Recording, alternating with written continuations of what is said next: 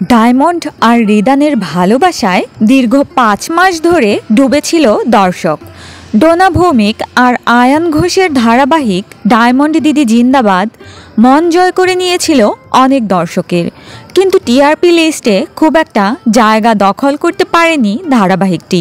বেশ কিছুদিন আগেই দর্শকদের জানিয়ে দিয়েছিলাম ধারাবাহিকটি শেষ হতে চলেছে। ধারাবাহিকটির শেষ সম্প্রচার হয়েও গেল গতকাল।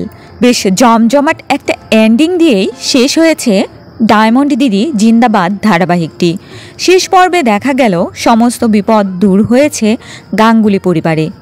সবাই মিলে রিদান আর ডায়মন্ডের ফুলশয্যার আয়োজন করে, কিন্তু ডায়মন্ডের তো মন খারাপ, কেননা রিদানের স্মৃতি তখনও ফেরেনি।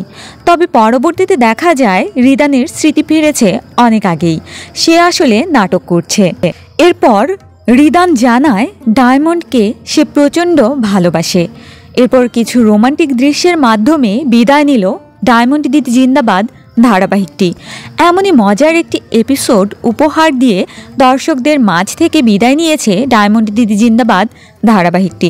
তো বন্ধুরা, তোমরা কারা কারা ডায়মন্ড দিদি জিন্দাবাদ ধারাবাহিকটিকে মিস করবে?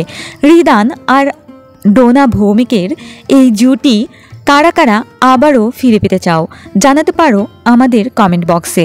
আর ভিডিওটি ভালো লাগলে লাইক, কমেন্ট এবং সাবস্ক্রাইব করতে ভুলবে না। ধন্যবাদ।